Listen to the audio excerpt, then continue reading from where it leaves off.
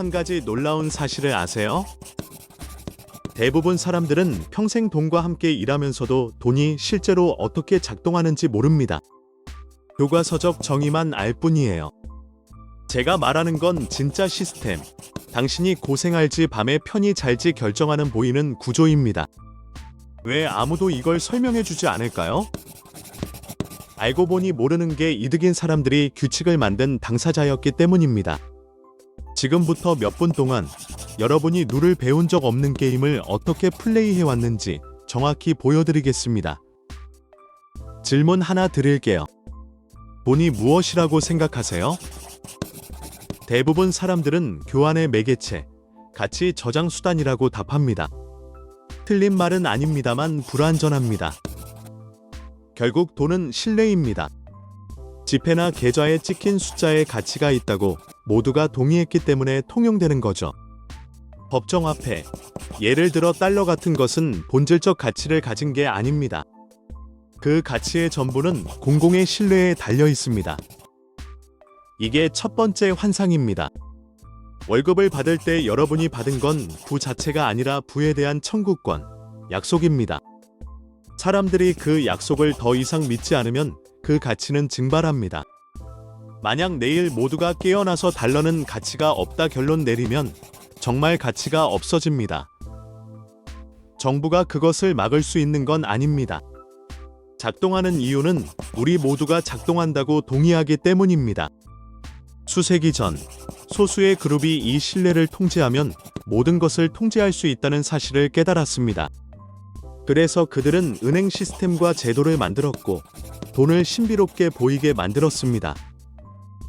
이해할 수 없게 만드는 것이 그들의 전략이었죠. 대부분 사람들은 돈이 무엇인지 묻지 않습니다. 그냥 씁니다. 그리고 충분하지 않으면 자기 탓을 하죠. 우연이 아닙니다. 설계된 결과입니다.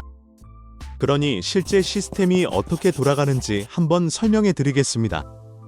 여러분이 은행에 돈을 맡기면 은행은 그 돈을 그냥 보관하지 않습니다. 대출해 줍니다. 이걸 부분지급준비 제도라고 합니다. 은행은 예금의 일부만 준비금으로 보관하면 되고 나머지는 대출로 돌립니다. 그런데 여기서 머리가 아플 얘기가 나옵니다. 은행은 아직 존재하지 않는 돈을 만들어서 대출해 줍니다. 대출을 기록하는 순간 디지털로 돈을 창조하는 거예요. 물리적 통화를 넘는 시스템 속 모든 돈은 누군가 은행에 진 빚입니다. 생각해 보세요. 여러분의 월급, 계좌의 돈, 그 많은 부분은 누군가 어딘가에서 대출 이자를 지불하고 있기 때문에 존재합니다. 그 사람이 채무를 갚지 못하면 그 돈은 시스템에서 사실상 사라집니다. 여기서 어두운 부분이 나옵니다. 이 시스템은 빚의 성장을 필요로 합니다. 영속적인 성장이 필수입니다. 왜일까요? 모든 대출에는 이자가 붙습니다. 예를 들어 은행이 10억 원의 대출을 만들어서 5%의 이자를 붙였다면 경제에는 10억 원이 창조된 것입니다. 하지만 그걸 갚으려면 10억 5천만 원이 필요해집니다. 그 남은 5천만 원은 어디서 나오죠? 더 많은 대출, 더 많은 빚에서 나옵니다. 계속 확장하지 않으면 돌아가지 않는 구조예요. 결함이 아니라 기능입니다. 이 시스템을 만든 사람들은 대부분의 사람들이 빚을 지고 부자인 척 사는 편을 자유롭게 살기보다 가난하지만 빚 없는 자유를 택하지 않을 거라는 걸 알았습니다. 결과는 통계로 증명됩니다. 미국 가구당 평균 부채가 이미 1억 5,400만 원을 넘습니다. 그리고 미국의 국가부채는 2020년에 37조 달러를 넘어섰고 우리 돈으로 계산하면 약 3.7경 원에 달합니다. 대부분 사람들은 이걸 자기 문제로만 받아들입니다. 돈을 못 다루는 자신을 탓하죠. 하지만 그들은 돈을 못 다루는 게 아닙니다.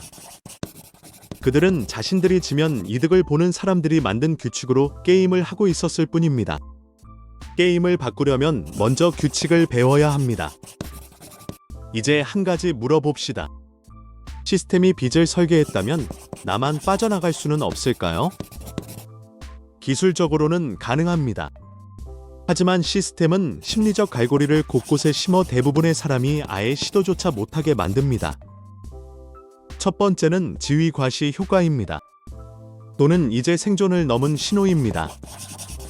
집, 외제차, 한 달 월세보다 비싼 최신 스마트폰 이런 것들이 곧 성공했다는 신호가 되었죠. 여러분은 태어나면서부터 이런 것을 그렇게 강렬하게 원한 것이 아닙니다. 광고, 소셜미디어, 주변 사람들이 그 욕망을 만들어냈습니다. 그리고 가장 천재적인 부분은 이 시스템이 여러분이 감당하기 전에 그 물건들을 갖게 해준다는 점입니다. 그게 바로 빚입니다. 소비를 위한 시간여행입니다. 오늘 부자인 기분을 느끼고 그 대가는 앞으로 30년 동안 치르는 시기죠. 그리고 더 무서운 건 빚을 갚느라 위험을 감수할 여력이 없어진다는 점입니다. 싫어하는 직장을 그만둘 수 없고 창업을 시도할 수 없고 경력 전환을 못합니다. 사람들은 사슬이 아니라 편안함에 갇히게 됩니다. 시스템 상층부 사람들은 빚 있는 사람들이 예측 가능하고 통제하기 쉽다는 것을 압니다. 그래서 복잡하고 수수료가 많은 금융상품을 만듭니다. 연체료, 높은 연간 이자율, 신용카드의 최저 결제 금액처럼 여러분이 영원히 이자를 내게 만드는 구조들입니다. 일부러 복잡하게 만든 겁니다.